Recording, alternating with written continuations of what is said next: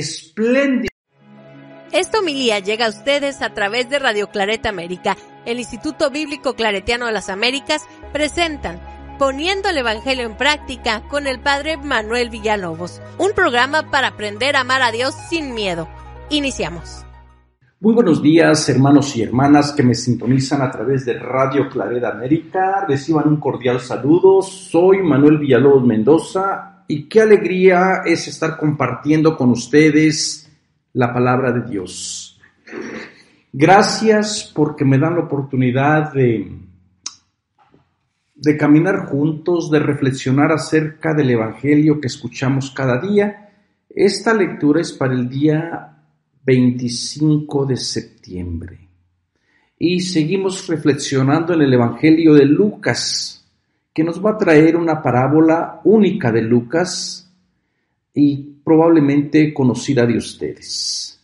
En aquel tiempo dijo Jesús a los fariseos: había un hombre rico que se vestía de púrpura y de lino y banqueteaba espléndidamente cada día.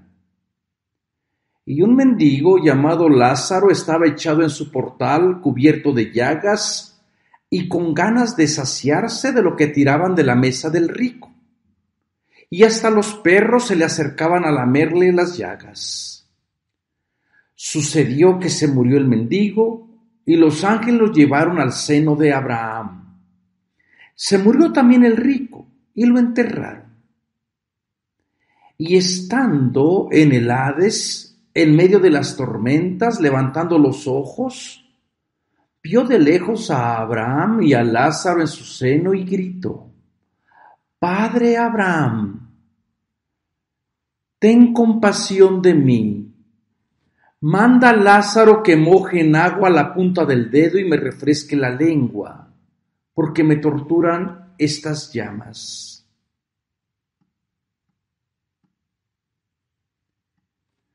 Pero Abraham le contestó: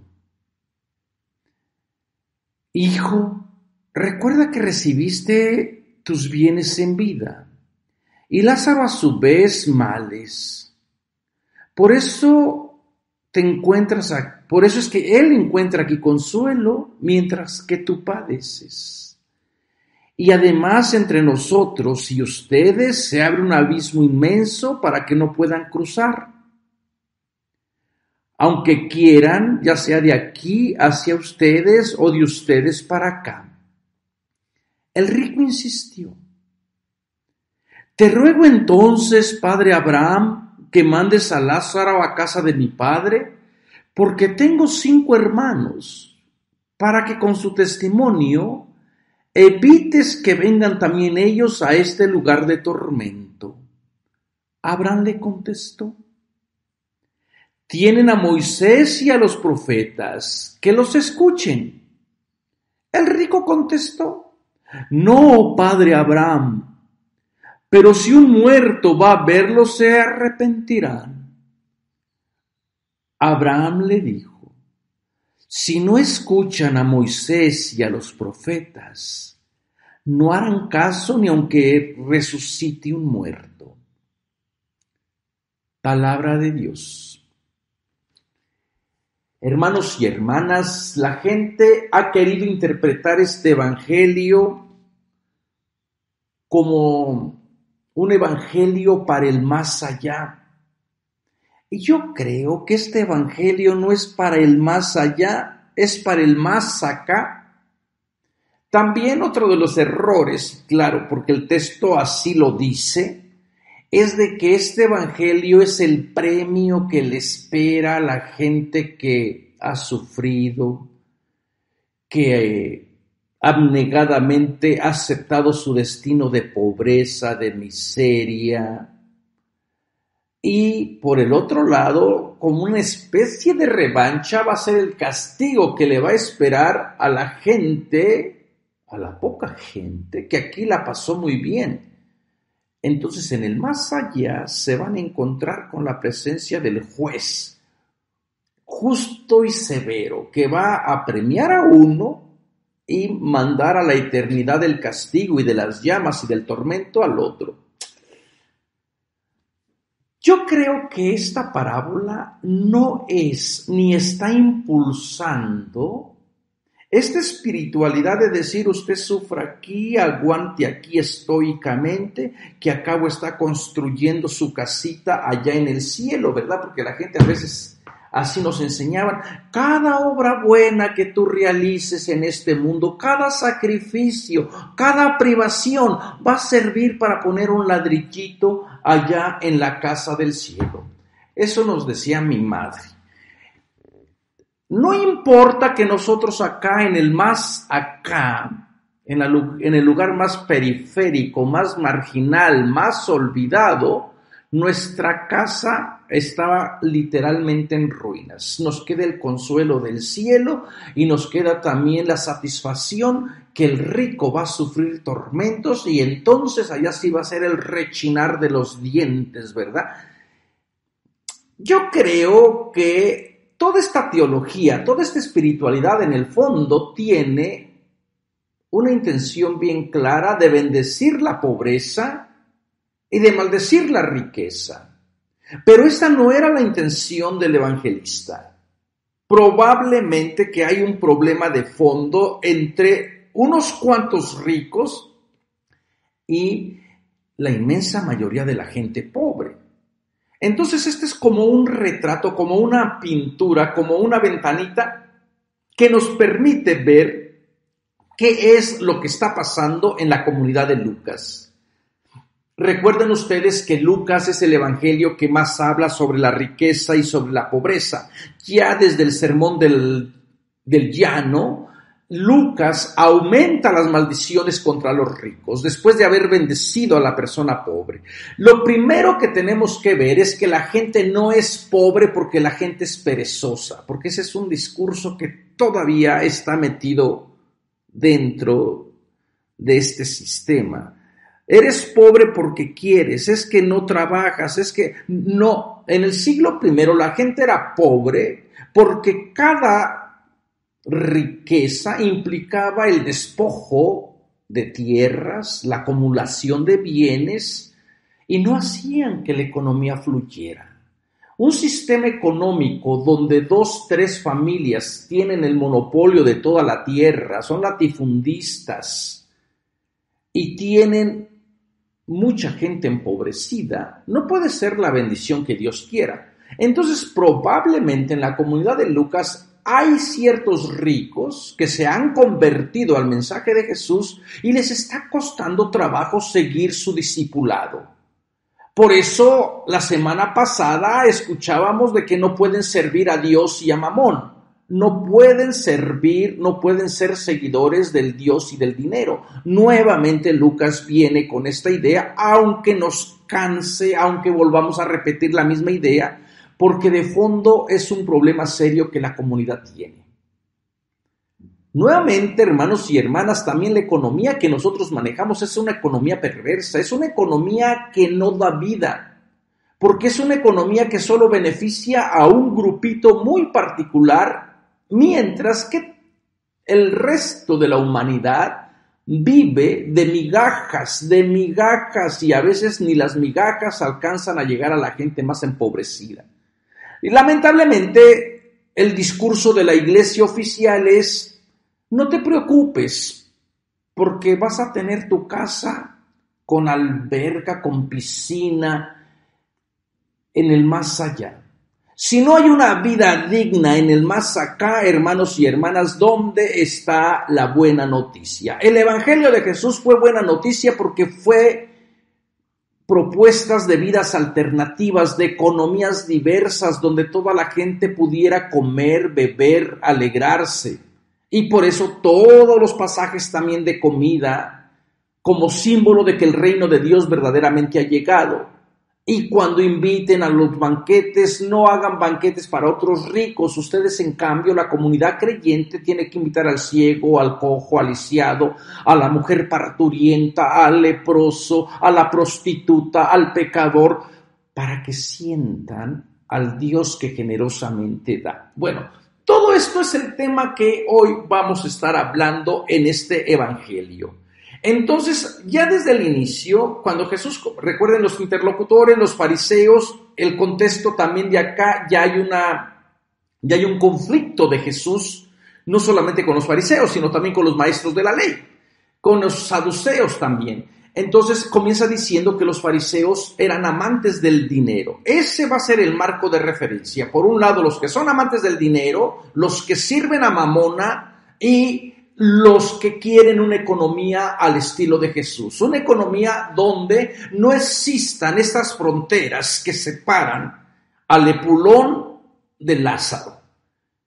Que son fronteras que están allí, pero Jesús parece que quiere transgredir estas fronteras, cruzar estas fronteras. Son necesarios que se creen, que se hagan, que se realicen, que se construyan puentes donde todo mundo puede interactuar, ¿verdad?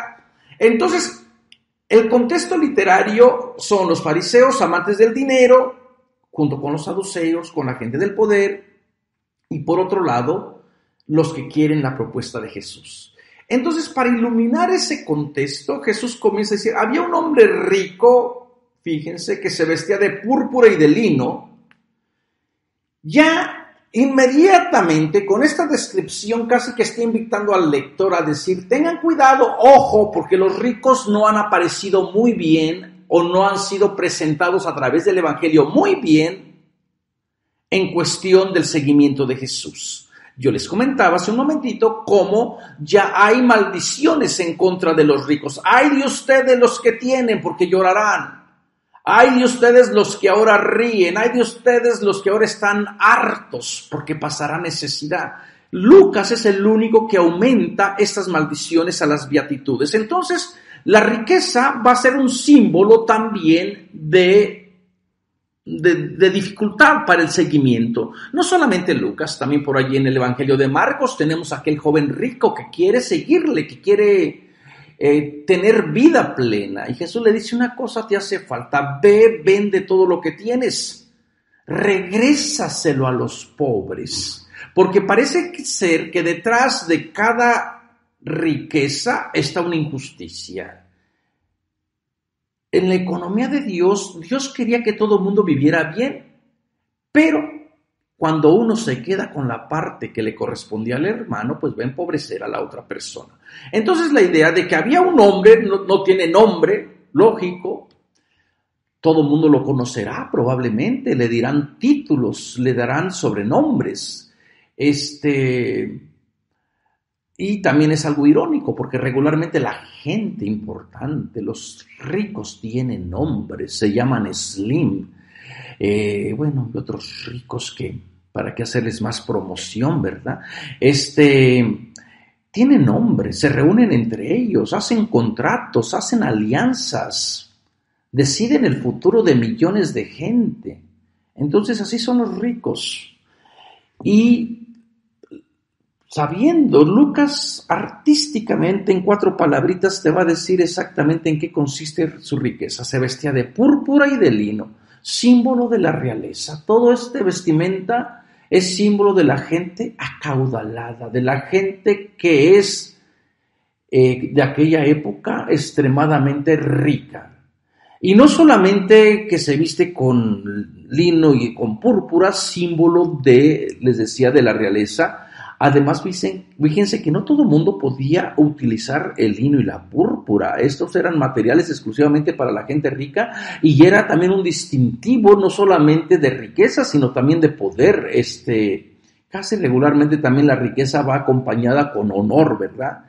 Los que tienen los altos cargos van a vestir de cierta manera.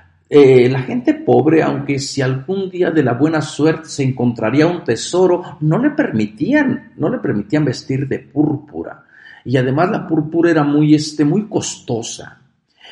Una de las regiones muy famosas de la púrpura en el siglo I era Tiatira, una iglesia que según el libro del Apocalipsis también está sufriendo estos problemas de entre pobres y de ricos. Dices que eres rica, pero estás sorda, ciega, muda. Vístete, cómprame el lino a mí, dice el amén, el así soy. Y otra de las cosas que está relacionado con la púrpura y con Tiatira es ser una mujer, fíjense, una mujer negociante del siglo I que se llamaba Lidia. Lidia aparece en los Hechos de los Apóstoles y Pablo se encuentra con Lidia a las afueras de la ciudad de Filipo y fíjense, Lidia escuchó el mensaje de Pablo, se convierte, invita a Pablo y todos los de su casa se convierten, se bautizan.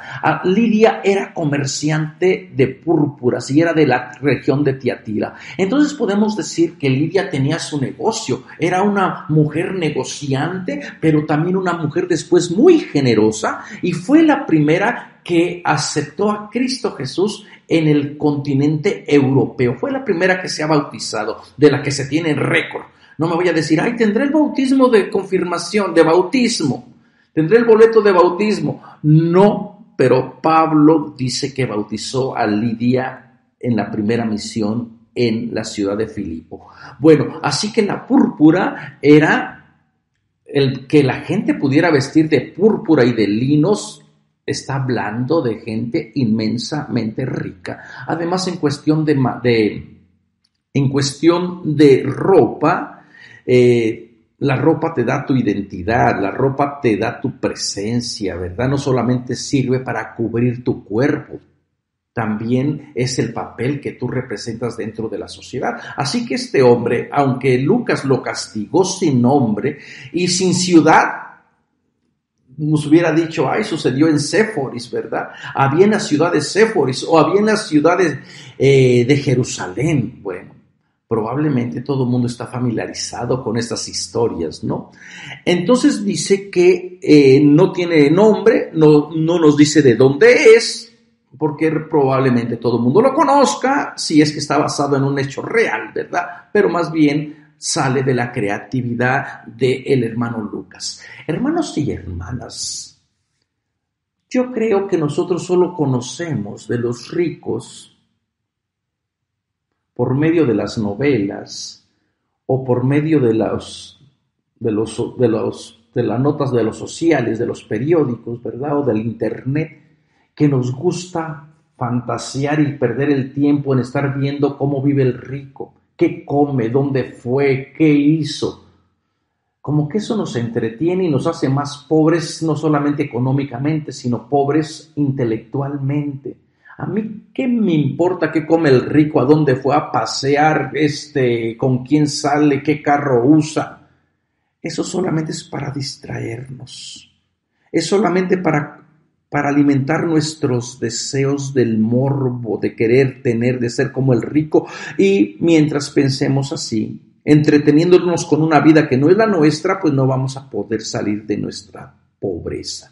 Mejor hay que cultivarse, hay que estudiar, hay que cuestionar la situación económica, política que atraviesan nuestros países para decir, yo no soy pobre porque quiera ser pobre, sino porque hay una economía injusta, hay un sistema que me ha privado de mis bienes, un sistema que todavía me pone en una situación precaria. Bueno, en fin, el rico no tiene nombre, y no solamente se viste de púrpura y de lino que le dan la personalidad, sino que banquetea espléndidamente cada día. Lucas es el que más escribe acerca de los banquetes y también ha utilizado el mismo termo de banquetear para ocasiones muy particulares. En el Evangelio ha habido banquetes muy particulares, por la parábola del gran banquete, donde un señor también hizo un gran banquete, ¿verdad? Pero aquí el rico banquetea espléndidamente cada día. No es que banquetee o que haga fiesta, pues el día de su cumpleaños, el día de la fundación de la ciudad. No, banquetea espléndidamente cada día.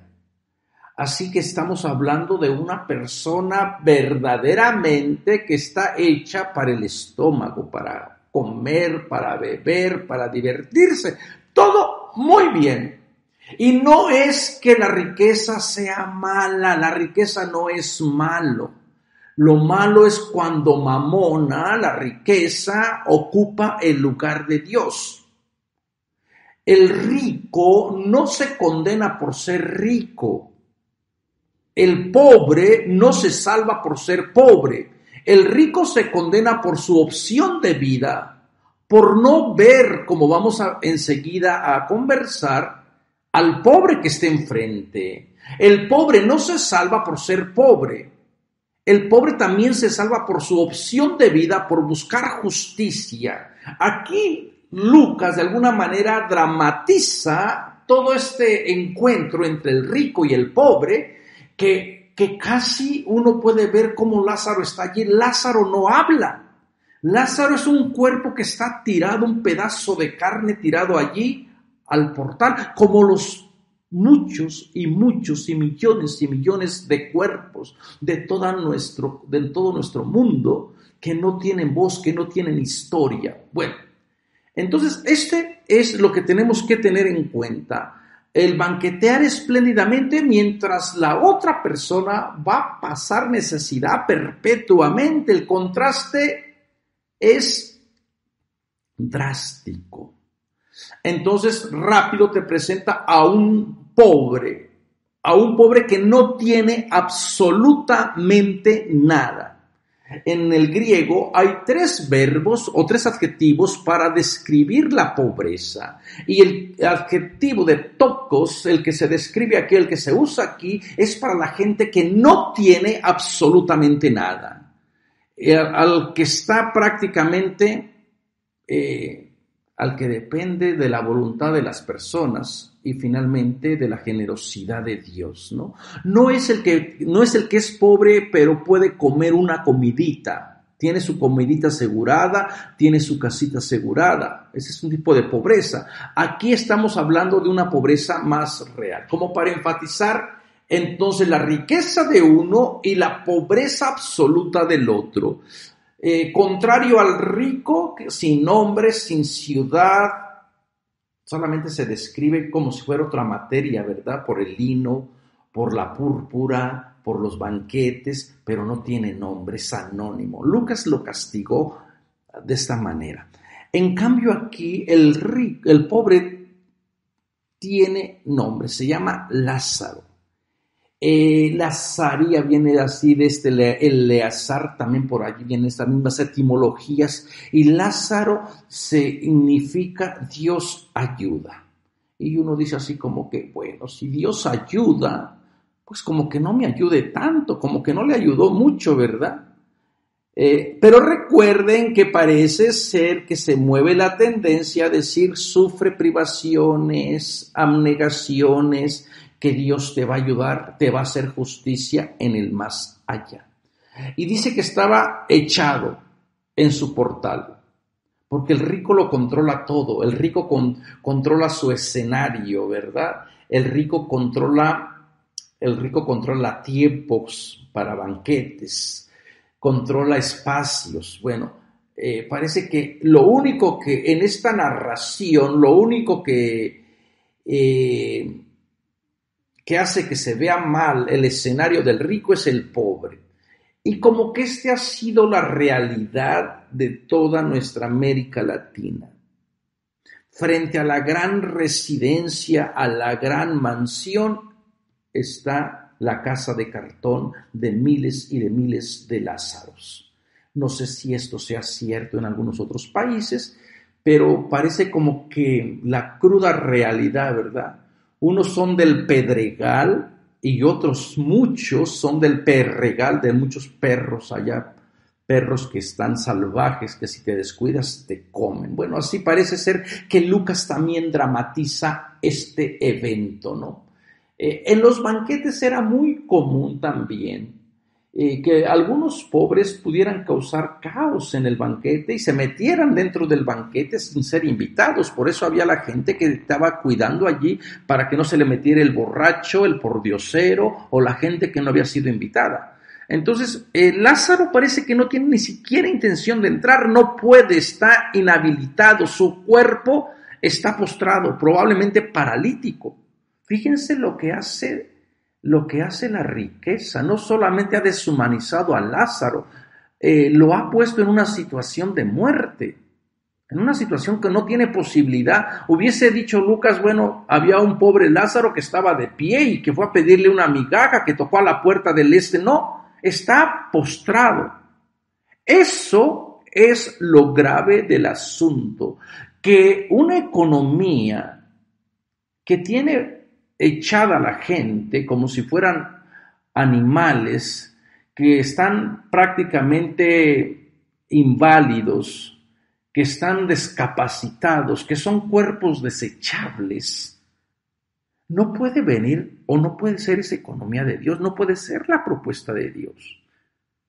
Dios no quiere que la gente esté desechable, que existan millones y millones de cuerpos desechables donde no tienen acceso a la comida, a la vivienda, contrario a la vestimenta del rico que se vestía de púrpura y de lino. Lázaro está vestido de llagas, tiene también el color de la púrpura, su sangre, está expuesto, es totalmente vulnerable.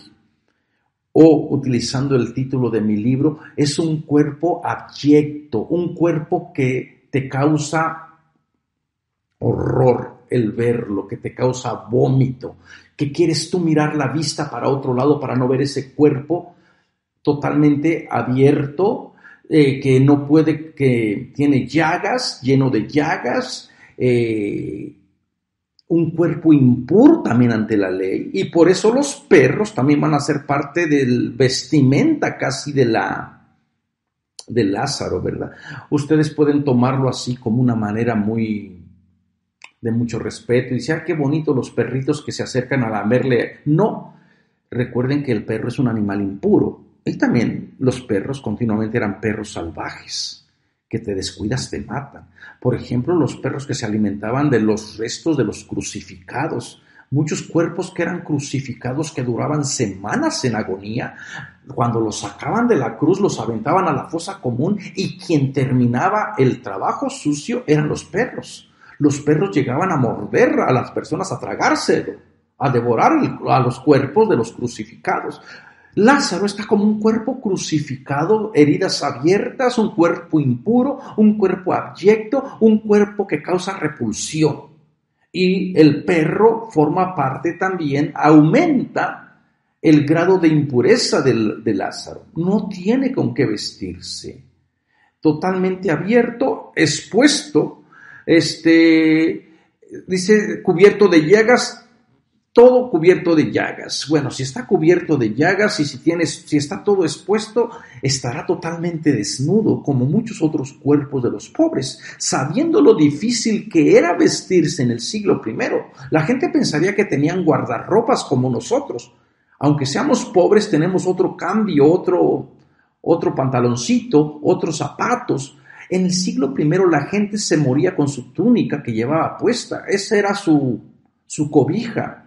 Por eso va a haber leyes muy específicas para cuidar o devolverle la túnica al pobre que la tuvo que empeñar para comer.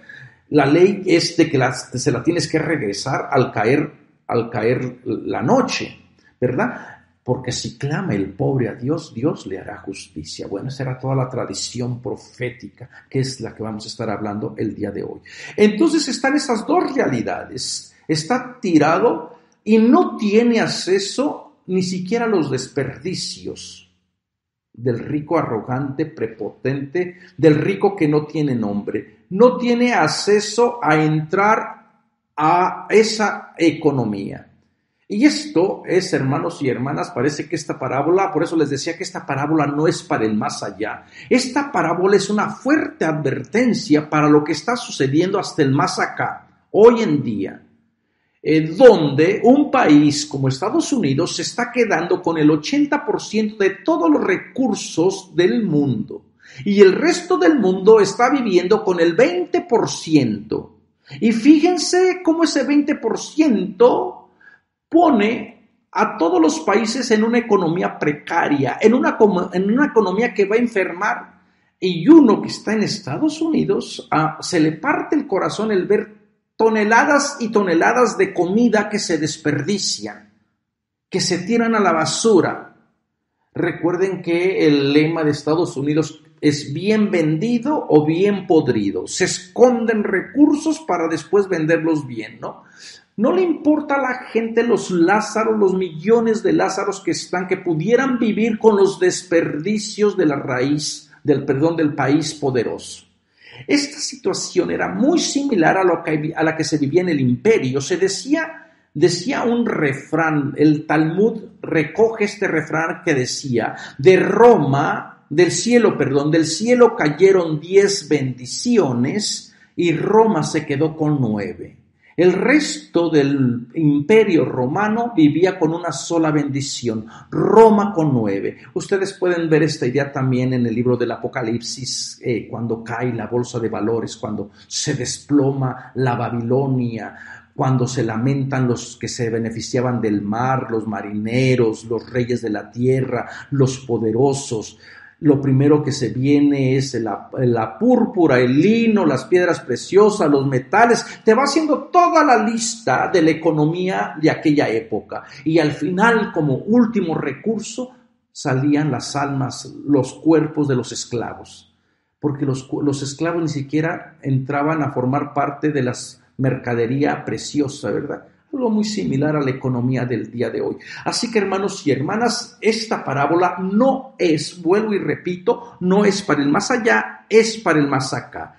Entonces, los perros aumentan el grado de impureza que la gente tiene. Y bueno, todo estaba muy bien hasta que se muere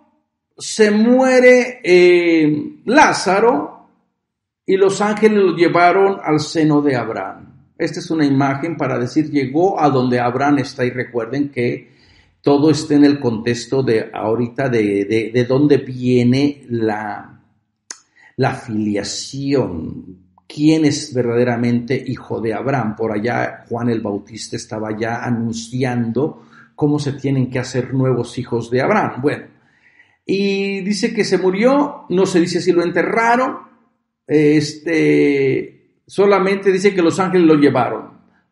Probablemente, dada su condición, terminaría en la fosa común. ¿A quién le importa un cuerpo más si primeramente para ser lamentado, para ser llorado, una persona tiene que ser considerado un cuerpo, un ser humano? Pero si la ley no lo reconoce como ser humano, ¿a quién le importan tantos cuerpos que se quedan? Tantos cuerpos que se quedan en las fronteras, en los desiertos. Entonces, este cuerpo parece ser solamente que se lleva a la esfera del padre Abraham. En cambio, se murió el rico y lo enterraron. Lógico. El rico quiere perpetuarse, quiere tener sus últimos ritos, ¿verdad? Y a veces las religiones sirven para eso, para legitimar la vida de los ricos, a decir, hay que hacerle un buen responso. Con misas gregorianas, como si las misas gregorianas van a salvar a la persona, ¿verdad? Con estos, a darle una buena liturgia. En cambio, bueno, si es pobre, ¿qué más da? Entonces, lo enterraron, eso no se dice del pobre. Y Lucas utiliza la imagen del Hades. Regularmente, seguramente que ustedes van a decir que se lo llevaron al infierno. Y ya desde aquí comienzan nuestros problemas teológicos en el más allá. Porque la gente cuando escucha infierno, escucha llamas, casi que está leyendo o está interpretando la novela, la obra de Dante Alighieri de la Divina Comedia. El Hades, en el mundo griego, era el lugar de donde están los muertos, allá donde reinaban las parcas, ¿verdad? Las parcas que eran hasta temibles por mismos Zeus, por los mismos dioses. En el Hades, allí es el lugar donde están todas las personas muertas, y en el Hades se decidía a qué lugar se iba, ¿no? Si iba a un lugar mejorcito, con luz o sin luz. Esas eran las imágenes que utilizaban, con tormento o sin tormento. Probablemente Lucas conoce esta tradición del Hades, donde reina la muerte, reinan las parcas, el inframundo también es el lugar del dios de la oscuridad, pero también probablemente tenga en su mente la idea del Sheol. El Sheol, el lugar debajo de la tierra, donde están los muertos, donde los muertos van y ahí están sin pena y sin gloria. Y también con esta idea también después se va a evolucionar esta idea del tormento, ¿verdad? Pero esta imagen del diablo casi que con salas, con otra sala y con otra sala donde hay gente más mala y más mala y más mala, bueno, todo eso es producto de la fantasía.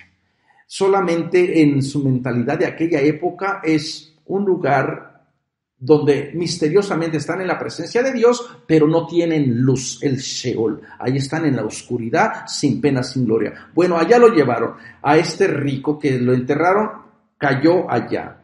Y fíjense cómo parece ser que tanto el Sheol como el seno del padre Abraham, como que forman parte de la misma realidad, se pueden ver. Por eso les digo que esta parábola no es para el más allá, porque tiene sed, tiene lengua, se ven. O sea, este es un ejemplo para decirnos, tengan cuidado a quién le van a dar su corazón, a quién le van a dar su riqueza. Entonces, los muertos, hermanos y hermanas, por mucho que uno quisiera, los muertos no vienen. Los muertos no tienen lengua, no tienen sed, no se comen la comida, ¿verdad?, que nosotros les preparamos. Esta es una manera muy bonita para recordarles, pero no es la realidad.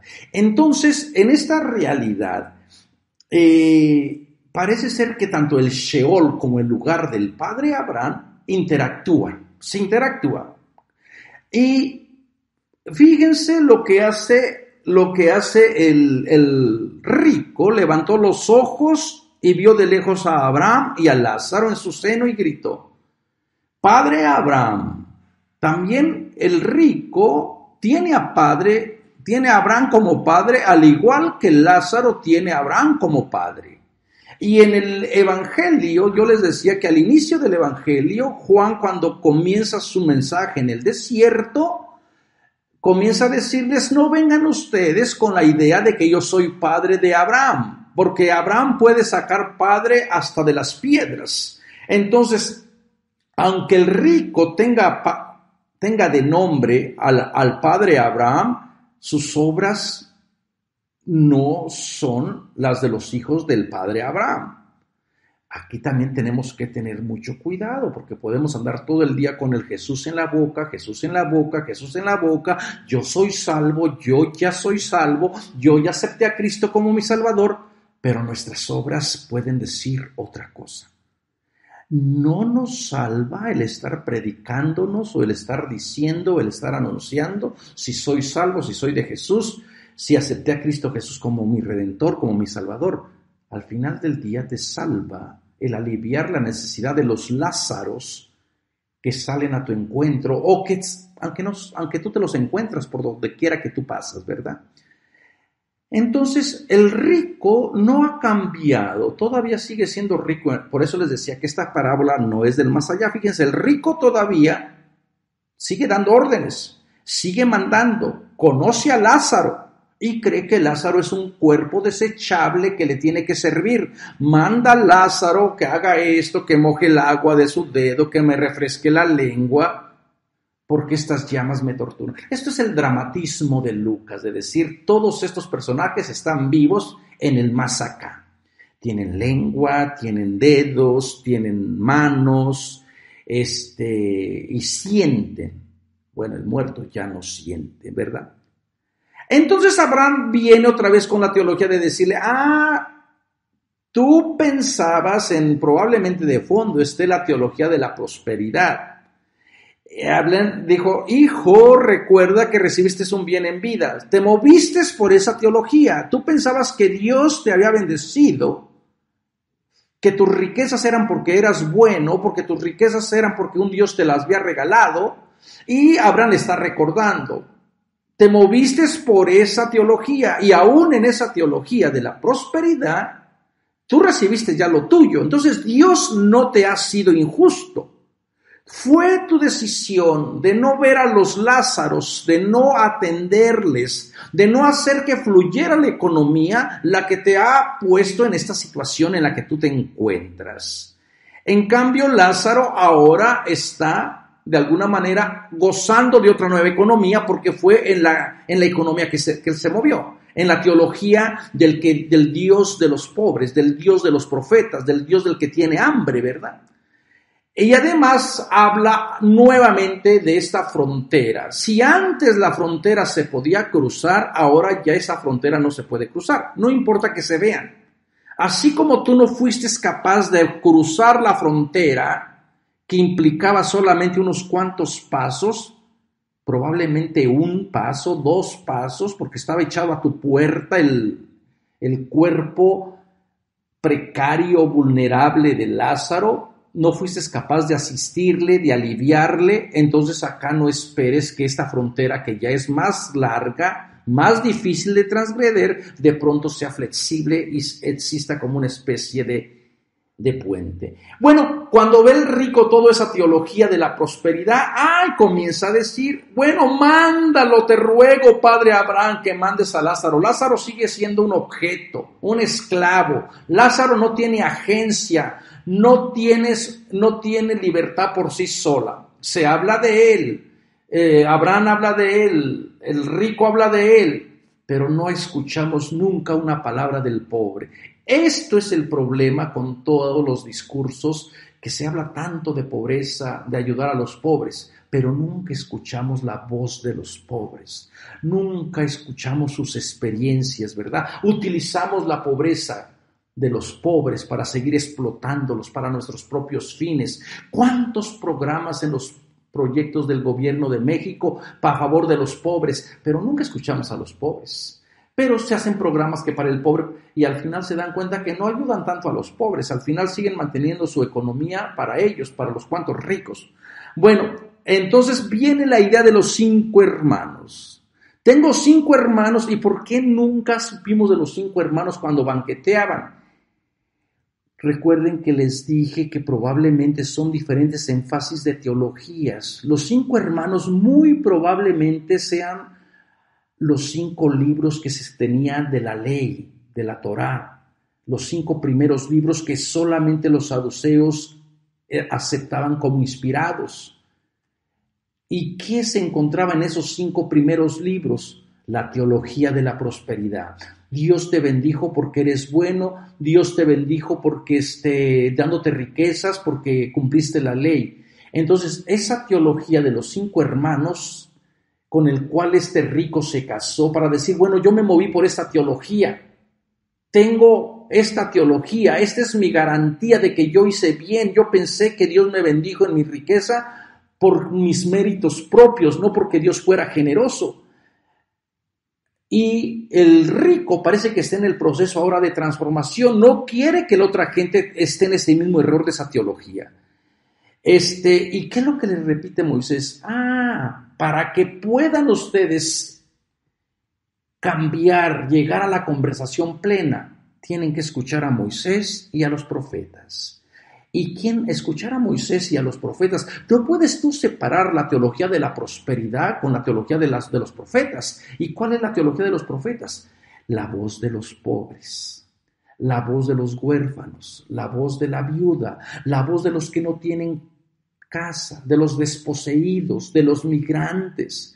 Tú no puedes pensar que tu riqueza es una bendición mientras no escuches a los profetas que hablan por medio de los desposeídos, de los marginados, de los excluidos. Escuchar a Moisés y a los profetas en el Evangelio de Lucas es obedecer a Moisés y a los profetas. Fallarle a los pobres, fallarle a los marginados, a los pecadores, a los leprosos, a los impuros, es fallarle a Dios. Y por eso, esta es la enseñanza de Abraham para decirle, cambien su pensamiento teológico, no crean que hablando de la prosperidad de su teología, Dios los va a bendecir.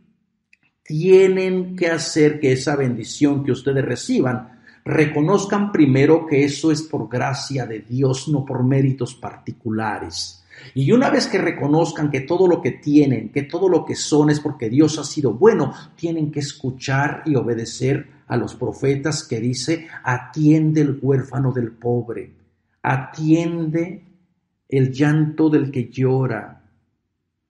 Esto Job, en el libro de Job, lo trata muy maravillosamente bien. En el Job que a lo mejor ustedes no conocen, ustedes conocen un Job del capítulo 1 y el capítulo 2, donde el Señor me lo dio, el Señor me lo quitó, bendito sea el nombre del Señor. Ese no es el Job real. Ustedes leen los otros 40 capítulos y van a descubrir a un Job que va a traer a Dios a juicio, va a decir: yo no hice nada malo, yo me moví con tu rey, con tu ley, yo me moví con la teología, yo fui el padre del huérfano, el protector de la viuda, yo escuché el llanto del que lloraba, yo asistí al ciego, yo levanté en mis brazos al cojo. Este es escuchar a Dios y a los profetas. Y no estén esperando que vengan fantasmas, que vengan cosas a decirles: uy, te voy a dar un miedo, vas a acabar aquí en el lugar de tormento. No, hermanos y hermanas, escuchen a los profetas que claman, que protegen la vida de los excluidos, de los marginados, de los que no tienen nada. Y no estés pensando de que Dios te bendijo, que eres bueno, que mereces más. Reconoce en lo que tú eres, en lo que tú tienes, la bendición, la bondad del Dios que da. Escuchar entonces a Moisés y a los profetas es vivir sensatamente. Y no te preocupes por el más allá. Aquí, en el más acá, tú puedes hacer tu opción de vida, hacer que la riqueza fluya o convertirte en un miserable esclavo de tu riqueza. Nos vemos la próxima semana. Cuídense mucho. Que Dios les bendiga. Los invitamos a escuchar más programas de crecimiento espiritual y emocional en radioclaretaamerica.com y a seguir en YouTube a la Escuela Bíblica Claretiana de las Américas. Visite ibicla.org.